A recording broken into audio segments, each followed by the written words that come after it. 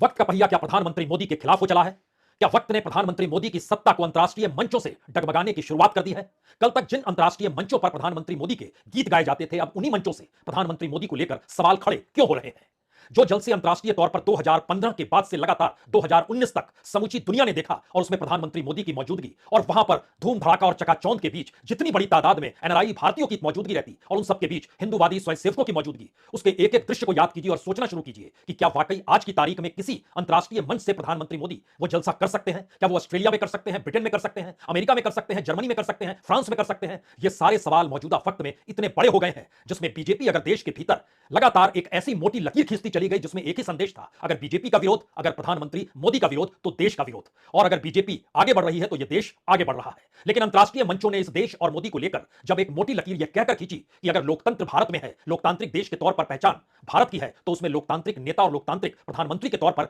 नरेंद्र मोदी को नहीं रखा जा सकता। यह सवाल क्यों गूंज रहा है? और इस सवालों के अक्स तले क्या यह माना जाए कि जिस पूंजीवाद को लेकर बीजेपी एक वक्त विरोध करती रही और अब वह जिस राइट पोजीशन में जाकर खड़ी है दुनिया भर के मंचों पर, उसी पूंजीवाद को लेकर एक टकराव है। एक तरफ उग्र हिंदुत्व के साथ उग्र राइटिस्ट की सोच है और दूसरी तरफ सेंटर से राइट की तरफ बढ़ते हुए कदम है। क्या ये हमें लगता है कि आज दुनिया की परिस्थिति में भारत की मौजूदगी के बीच इस बात को जरूर एहसास कीजिए कि 2024 को लेकर जो नैरेटिव बनेगा, उस नैरेटिव में यह हो सकता है कि समूची दुनिया भारत पर हमला कर रही है। और दुनिया का मतलब यह है कि वही देश जहां कल तक प्रधानमंत्री मोदी के जलसे होते थे, वह देश जो कल तक प्रधानमंत्री मोदी के साथ खड़े थे। तो क्या इस दौर में भारत ने रुख अलग कर लिया, तरीके अलग कर लिए, या देश को बचाने के लिए इकोनॉमिक परिस्थिति को नए तरीके से देखना शुरू किया? और जिस तरीके से विदेश मंत्री दुनिया भर के मंचों पर यही कहते हैं, पहले हम अपने घरेलू स्थितियों को देखेंगे या आपकी जरूरतों को देखेंगे, या जिक्र रूस और यूक्रेन युद्ध के मद्देनजर रूस से खरीदे जाने वाले उस कच्चे तेल का है जो आज की तारीख में भारत को बहुत रियायत दर पर मिलता है, और उसकी साफ सफाई कर भारत उन्हीं देशों को बेच रहा है जो देश यूक्रेन के साथ खड़े हैं और यूक्रेन के साथ खड़े होकर उन्हें हथियार भी सप्लाई कर रहे हैं। यहां तक कि नाटो देश की एक लंबी कतार है जिसमें अमेरिका भी शामिल है। लेकिन इन सबके बीच जो म्यूनिख में इस वक्त कॉन्फ्रेंस लगातार G7 की चल रही है और उसमें जो सवाल खड़े हो रहे हैं, उन सबके बीच कुछ सवालों पर आज गौर इसलिए कीजिए कि भारत की राजनीति में पहली बार अंतर्राष्ट्रीय तौर से उभरते सवाल ठीक उसी तरीके से छा रहे हैं जैसे कल तक प्रधानमंत्री मोदी की गूंज जब अंतर्राष्ट्रीय मंचों पर होती थी तो भारत की राजनीति के भीतर अक्सर यह सवाल खड़ा होता था, देखिए ऐसा नेता कहां मिलेगा? तो क्या बहुत स्ट्रेटेजिकली इस वक्त इस देश की सत्ता ने यह तय किया है कि अब अंतर्राष्ट्रीय तौर पर पश्चिमी देशों की सोच को ही टारगेट पर लिया जाए? कौन जानता है जॉर्ज सोरस को? कौन जानता है जिन्होंने म्यूनिख सिक्योरिटी काउंसिल के भीतर जो भाषण दिया? कौन जानता था बीबीसी के डॉक्यूमेंट्री को लेकर जो ब्रिटिश बीबीसी को देखने वालों की तादाद देश में सिर्फ 6.5 करोड़ है? कौन जानता था इस दौर में हिडेनबर्ग रिसर्च की रिपोर्ट जब आएगी और दुनिया भर के बैंक जब पीछे हाथ खींच लेंगे कि हम पैसा नहीं देंगे, तो इन सबके बीच अब दुनिया के फोर्ब्स के भीतर भी यह सवाल खड़े हो रहे हैं कि किस तरीके से गौतम अडानी के भाई विनोद अडानी ने रूस के बैंक से 2000 करोड़ रुपए लोन जो लिए, उसकी एवज में गौतम अडानी के कंपनियों के शेयर गिरवी कर दिए और इसको सार्वजनिक नहीं किया। परत दर परत जरा खोलते चले जाइए और परिस्थिति को समझने की कोशिश कीजिए। अंतर्राष्ट्रीय तौर पर भारत और प्रधानमंत्री मोदी और बीजेपी, इन तीनों को मिश्रित करके देश की डोमेस्टिक यानी घरेलू राजनीति और अंतर्राष्ट्रीय मंच से मचता हुआ शोर जिस अंदाज में, और भारत के पड़ोसियों की आर्थिक बदहाली की स्थिति और इन सबके बीच भारत की अर्थव्यवस्था में पश्चिमी देशों के अपने पहुंचने के तौर तरीके, सारी चीजों को परखिए। इसलिए क्योंकि पहला हिस्सा तो इसी बात की इजाजत देता है कि भारत अपने तौर पर अब इस बात पर तैयार है, तुमने हमें चुनौती दी, हमने चुनौती ले ली है। यानी टकराव होगा और यह 2024 के नैरेटिव की दिशा में जाएगा। अगर दुनिया क्रिप्टो करेंसी का जिक्र कर रही थी तो भारत ने भी डिजिटल करेंसी का जिक्र किया। दुनिया में अगर इस बात को लेकर भारत के टैक्स सिस्टम को लेकर आवाज थी तो जीएसटी और डिमोनेटाइजेशन के जरिए भारत ने अपने अनुकूल परिस्थितियां खड़ी कर ली। जो आत्मनिर्भरता की कवायद है उसके ठीक समानांतर यह अलग मुद्दा है कि चीन के साथ भारत का व्यापार इस दौर में बढ़ता चला गया। और अंतर्राष्ट्रीय तौर पर यह भी अब चर्चा और गार्जियन के भीतर जब ऐसे लेख छपने लगे कि भारत के लोकतांत्रिक स्थितियों को प्रभावित करने के लिए इजराइल की टेक्नोलॉजी मोदी सत्ता के लिए काम करती है, तो एक क्षण के लिए आपको भारत और मौजूदा सत्ता को अलग अलग भी देखने की स्थिति में खुद को लाना होगा। इन सब के बीच एक चीज बहुत साफ शुरुआत में समझ लीजिए कि लेफ्ट गायब हो चला है। लेफ्ट की कोई सोच बची नहीं है भारत में, नहीं दुनिया भर के भीतर में। और लेफ्ट के ना होने पर जो पूरा राइट है, राइट को साथ जो कैपिटलिज्म है, जो रिफॉर्म की स्थिति जुड़ी हुई है, जो कॉर्पोरेट के साथ आगे बढ़ने की सोच है, ये पूरे के पूरे राइट विंग की जो सोच है, प्रधानमंत्री मोदी ने अपने सिस्टम में इसे ही तो लागू किया। और 2003 में गुजरात के भीतर बड़े कॉर्पोरेटों का सम्मेलन और उसके बाद वाइब्रेंट गुजरात और गुजरात मॉडल से निकलकर इस देश के प्रधानमंत्री पद पर बनना और फिर कॉर्पोरेट के साथ खड़े हो जाना, कॉर्पोरेट को रियायत देना, कॉर्पोरेट को मल्टीनेशनल बनाने की दिशा में ले जाना और उन्हीं कॉर्पोरेट के आश्रय पॉलिटिकल फंडिंग कराना और उन्हीं कॉर्पोरेट के आश्रय भारत के शेयर बाजार को भी चलाना, इन सारी परिस्थितियों के बीच अंतरराष्ट्रीय तौर पर दुनिया के 200 से ज्यादा फाइनेंशियल इंस्टीट्यूशन भारत के कॉर्पोरेट में अगर इन्वेस्ट कर रहे हैं और पहली बार सवाल इन्वेस्टमेंट को लेकर उठा है, भारत के कॉर्पोरेट के पॉलिटिकलाइजेशन को लेकर उठा है और अंतरराष्ट्रीय मंचों से आवाज आ रही है कि अब स्थिति बदल रही है, तो यह स्थिति भारत को लेकर बदल रही है या सिर्फ मौजूदा मोदी सत्ता जिस रास्ते चली है उसको लेकर बदलना चाहती है, या फिर इन दोनों के बीच मोदी सत्ता ने भी तय किया कि अब हम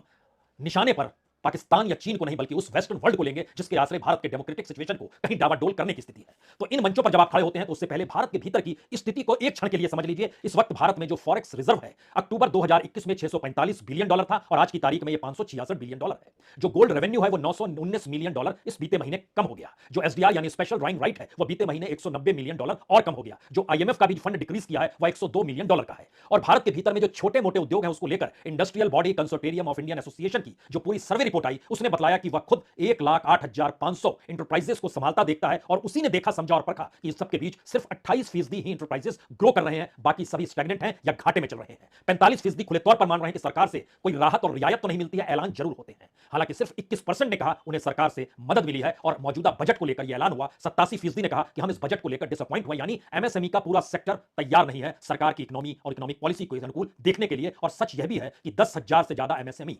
2022-23 के फाइनेंशियल ईयर में बंद हो गए। दिल्ली के करीब खड़े हुए हरियाणा और पंजाब तक में 1,000 से ज्यादा एमएसएमई बंद हो गए। तो क्या सरकार जिस आत्ममुग्धता के शिकार होकर अंतरराष्ट्रीय तौर पर जलसों के आश्रय खुद को डेवलप लगातार कर रही थी और निशाने पर नेहरू गांधी परिवार लेते हुए जतलाती थी कि दरअसल एक परिवार का हिंदुस्तान नहीं है, तो क्या एक व्यक्ति का है? और एक व्यक्ति के इर्द के ताने बाने ने बीजेपी को उस शख्स के इर्द गिर्द लाकर खड़ा कर दिया। आरएसएस भी उसके इर्द गिर्द आकर खड़ी हो गई और इस देश के भीतर का समूचा पॉलिटिकल सिस्टम जब एक शख्स के इर्द गिर्द आकर खड़ा हो गया तो पूरे के पूरी जो ऑर्गेनाइजेशनल स्ट्रक्चर था वह पार्टी के भीतर नहीं ढहा बल्कि इस देश के सिस्टम में ढहा। पाकिस्तान को कौन सिखा सकता है पाठ? एक ही नाम है नरेंद्र मोदी का। चीन को कौन पाठ पढ़ा सकता है? एक ही नाम है नरेंद्र मोदी का। इन सब के बीच चाहे वो अमेरिका हो चाहे ब्रिटेन हो, कहा यही गया कि अंतरराष्ट्रीय तौर पर जो स्थितियां उलट पुलट रही हैं उसमें क्या 2024 दुनिया के निशाने पर है? एक क्षण के लिए याद कीजिए, जब पहली बार ट्रंप चुनाव लड़ रहे थे तो वो हार रहे थे और कहा गया कि हारते हारते वो जीत गए, और दूसरी बार जब मैदान में आए तो कहा गया जीत रहे थे, जीतते जीतते हार गए। तो क्या जीतते जीतते हराने वाले या हारते हारते जिताने वाले कोई अंतरराष्ट्रीय पावर है? और अगर इंटरनेशनल पावर इस रूप में मौजूद है तो क्या वो भारत की राजनीतिक सत्ता के साथ भी खिलवाड़ कर सकती है? या भारत के भीतर जो सत्ता पर आता है उसका दाव अंतरराष्ट्रीय मंचों से जुड़ाव का होता है? और पहली बार एक नए टकराव की परिस्थिति में 9 बरस के बाद मौजूदा मोदी सत्ता आकर खड़ी हो गई है, जिसमें जीतते जीतते हारने और हारते हारते जीतने की परिस्थितियों को अंतरराष्ट्रीय पावर चेक करेगा और वही तय करेगा, या फिर सीधे तौर पर लड़ाई सरकार इस नैरेटिव के साथ ले रही है कि दरअसल मुद्दा यही होना चाहिए, भारत के लोकतांत्रिक स्थितियों में सबसे मजबूत देश और सबसे मजबूत नेता को डिगाने की कोशिश इस बार अंतरराष्ट्रीय मंच कर रहा है। क्या ऐसी स्थिति है? ये सारे सवाल इसलिए हैं क्योंकि जिस तरीके से मौजूदा वक्त में बाइडेन की भूमिका, जो कि अपने तौर पर अमेरिकी राष्ट्रपति के दौर में इस तरीके से आए जब उससे पहले के राष्ट्रपति ट्रंप के साथ बहुत निकटता मोदी की थी या देश के प्रधानमंत्री की थी, और इस प्रक्रिया के भीतर से जो सवाल रिफॉर्म को लेकर, कॉर्पोरेट को लेकर, कैपिटलाइजेशन को लेकर, शेयर मार्केट को लेकर और इंटरनेशनल इन्वेस्टमेंट को लेकर जो भी पॉलिसी अपनाई गई वह दुनिया के बाजार के अनुकूल थी, भारत के अनुकूल नहीं थी, क्योंकि भारत के भीतर इस दौर में असमानता बढ़ी है।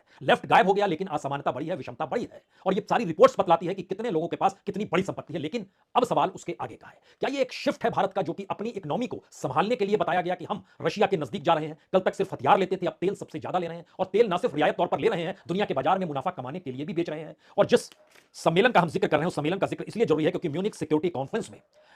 फ्रांस के राष्ट्रपति इमैनुअल मैक्रोन जब यह कहते हैं कि रूस की हार होनी चाहिए लेकिन रूस को पूरी तरह तबाह नहीं किया जाना चाहिए, जब ब्रिटेन के प्रधानमंत्री सुनक ये कहते हैं कि फला फला जगह हमला जो हुआ है उसकी सजा रूस को मिलनी चाहिए, जब कमला हैरिस जो वाइस प्रेसिडेंट अमेरिका की वह सम्मेलन में सीधे निशाने पर रशिया को लेती है और बहुत साफ तौर पर कहती है कैसे उसने बर्बाद किया है इस स्थिति यूक्रेन के भीतर की, तब एक सवाल आता है क्या भारत की निकटता को लेकर यह बेचैन है, या भारत अपने तौर पर जो चेक एंड बैलेंस का खेल लगातार खेल रहा है उसको लेकर वो परेशान तो नहीं है? या फिर इन सबके बीच जो चीन को लेकर कांग्रेस या राहुल गांधी जब कहते हैं कि देखिए लद्दाख की सीमा पर, देखिए अरुणाचल की सीमा पर, और बताते हैं बार बार सैटेलाइट चित्रों के जरिए कि किस रूप में उसने कब्जा किया है, और सरकार कहती है 1 इंच जमीन नहीं दी, या फिर जिक्र करती है 1962 में क्या हुआ था या अतीत में क्या हुआ था, तो क्या पहली बार भारत की फॉरेन पॉलिसी नहीं बल्कि भारत की इंटरनल पॉलिटिक्स का हिस्सा बने फॉरेन पॉलिसी ने दरअसल उस राजनीतिक दाव के बीच में आकर इन सवालों को उठा दिया है कि अगर मौजूदा वक्त में भारत एक मार्केट के तौर पर है तो दुनिया का कोई भी देश इस मार्केट को खोना नहीं चाहता है, लेकिन नहीं खोने की स्थिति में वह अपना से जिस रूप में चाहता है अगर उसको मौजूदा वक्त में उतना हक नहीं मिल पा रहा है तो वो चाहता है कि मौजूदा सत्ता डामाडोल हो जाए। क्या यह स्थिति है जिसका जिक्र सरकार कर रही है, या फिर खुद ब खुद सरकार ने चीजों को खड़ा कर लिया ये बताते हुए कि देखिए हमला हमारे ऊपर नहीं हो रहा है, देश पर हो रहा है?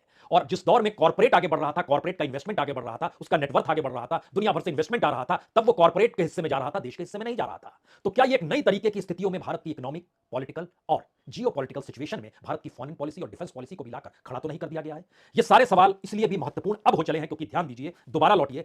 गौतम अडानी के वर्चस्व में जो हमला हुआ उसके बाद वो जिस तरीके से ढहे उससे पहले नारा एक ही लगता था कांग्रेस के जरिए, और राहुल की थ्योरी बड़ी साफ थी, हम दो हमारे दो, जिसमें 2 बेचते हैं 2 खरीदते हैं और सभी गुजरात से आते हैं। उसमें एक पिलर गिरा है तो क्या दूसरे पिलर पर अब अटैक होने वाला है? या फिर इन सब के बीच जो टॉप मोस्ट 25 गुजरात के बड़े कॉर्पोरेट हाउसेज हैं जो बड़े तौर पर उनकी पहचान भारत की इकोनॉमी में नहीं बल्कि अपने नेटवर्क के साथ जुड़े होने की है, तो क्या अब हमला उस पर होगा?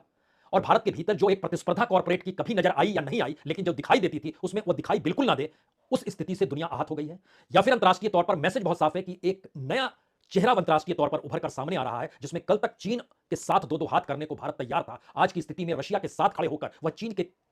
साथ खड़ा नहीं है, लेकिन चीन को दरकिनार करने की स्थिति में भी नहीं है क्या? और यह शायद नाटो कंट्रीज के लिए मुश्किल का सबब है। तो एक पूरी कतार को समझने की अब कोशिश कीजिए। अंतर्राष्ट्रीय तौर पर ब्रिटेन की भूमिका बीबीसी के मद्देनजर, अंतर्राष्ट्रीय तौर पर हिडेनबर्ग रिसर्च की भूमिका अमेरिका को लेकर, अंतर्राष्ट्रीय तौर पर अलग अलग देशों के G7 के सम्मेलन में उठते हुए सवाल रशिया को लेकर, अंतर्राष्ट्रीय तौर पर चाइना के साथ अमेरिका की प्रतिस्पर्धा और दो दो हाथ की परिस्थितियों में दूसरे देशों की खामोशी बरतना, जापान भी इस दौर में उन परिस्थितियों को नहीं उठा रहा है जो कल तक उठाता था भारत के संदर्भ को लेकर, और क्वाड की जो पूरी हरकत है जिसमें जापान भी है, ऑस्ट्रेलिया भी है, अमेरिका भी है और भारत भी है, उसकी पूरी प्रतिस्पर्धा और उसकी जिसके लिए खड़ा किया गया था, उसकी इस दौर में कोई भूमिका आपको नजर आती है क्या? जब इतनी उलझन आपको नजर आ रही है तो देश की पूरी राजनीति पर लौटाइए और समझने की कोशिश कीजिए कि अंतर्राष्ट्रीय तौर पर हिंदू स्वयंसेवक संघ की सक्रियता, एनआरआईज के साथ खड़े होना और लगातार उनसे संवाद बनाते हुए अंतर्राष्ट्रीय मंचों पर राजनीतिक जलसे के तौर पर जो प्रयोग प्रधानमंत्री मोदी ने किया, वह भारत की राजनीति को बहुत सीधे प्रभावित कर रहा था। और उस राजनीति के दायरे में पहली बार अंतर्राष्ट्रीय मंचों की रिपोर्ट्स जब यह बताने से नहीं चूक रही है कि जो हो रहा है वह भारत के भीतर की परिस्थितियों में डेमोक्रेटिक एस्पेक्ट को लेकर सवाल खड़े कर रहा है, तो इसका मतलब बहुत साफ है। भारत में जो कॉन्स्टिट्यूशनल इंस्टीट्यूशन है, जो खुले तौर पर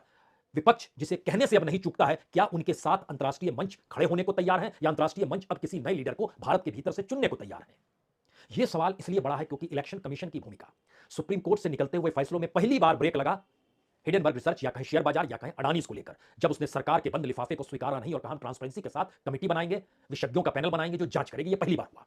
दूसरी स्थिति, भारत के जो इंस्टीट्यूशनल एस्पेक्ट है वो सरकार के कितने अनुकूल हैं, यह अलग अलग जांच एजेंसियों की भूमिका के जरिए, अंतर्राष्ट्रीय मंचों पर आर्टिकल्स के जरिए, रिपोर्ट्स के जरिए, न्यूज चैनल्स जो दुनिया भर में दिखाए जाते हैं उसमें दिखाई जाने वाली बहस मुहाइस के भीतर वो सारी चीजें शामिल हुई हैं। और यह डेवलपमेंट 2019 के बाद का है, उसके पहले का नहीं है।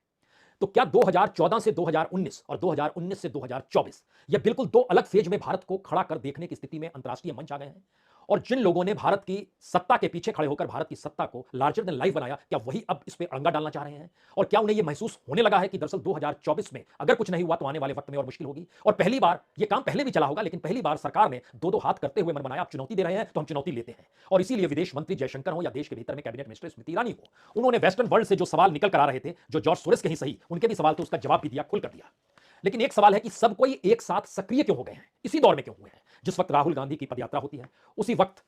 हिडेनबर्ग रिसर्च पेपर आता है, उसी वक्त डॉक्यूमेंट्री आती है, उसी वक्त सोरेस सामने आते हैं, उसी वक्त अंतर्राष्ट्रीय मंच पर रशिया को लेकर घेराबंदी शुरू होती है, उसी वक्त रशिया से भारत का रियायत में तेल खरीदा जाना को लेकर सवाल होती है, उसी वक्त अंतर्राष्ट्रीय मंचों से भारत के भीतर की जो पूरी की पूरी मार्केट इकोनॉमी में शेयर बाजार की भूमिका है, उससे पाइपलाइन काटने की सोच पैदा होती है। और इन तमाम विकसित देशों, चाहे वो G7 के दायरे में आए या G20 के दायरे में आए, वह भारत को लेकर और भारत के शेयर बाजार को लेकर उस कॉर्पोरेट को चुनते हैं जो कॉर्पोरेट सत्ता के सबसे नजदीक बीते 8-9 वर्षों में रहा है। यह मैसेज क्या है? आखिरी मैसेज, जो सबसे बड़ा मैसेज है, क्या 2024 का इंतजार अंतर्राष्ट्रीय ताकतें कर रही है या करना भी नहीं चाहती है? खेल पहले करना चाहती है और स्थिति विकट होती चली जा रही है सरकार के लिए। दूसरा सवाल, सरकार अगर अब चुनौती लेकर आमना सामना करते हुए एक नैरेटिव को 2024 के लिए तैयार कर रही है, तो क्या यह नैरेटिव बिल्कुल नए सिरे से भारत में खड़ा हो जाएगा, जो इससे पहले हिंदुत्व के नाम पर या 80-20 या हिंदू मुस्लिम के नाम पर ध्रुवीकरण करता था वोटों का? क्या यह हो पाएगा? और तीसरा सवाल, अगर इन परिस्थितियों में विपक्ष की भूमिका अभी तक नजर नहीं आ रही है, तो क्या वो बहुत तेजी से नजर आने की दृष्टि में शुरुआत होने वाली है? यह संकेत है कांग्रेस के उस अधिवेशन का जो 24 से 26 तक रायपुर में होगा, और भारत की राजनीति के भीतर 2023 में ही जो 9 राज्यों में इलेक्शन होने हैं, जिसमें 5 राज्य बड़े हैं, उनके चुनाव परिणामों से भी क्या बहुत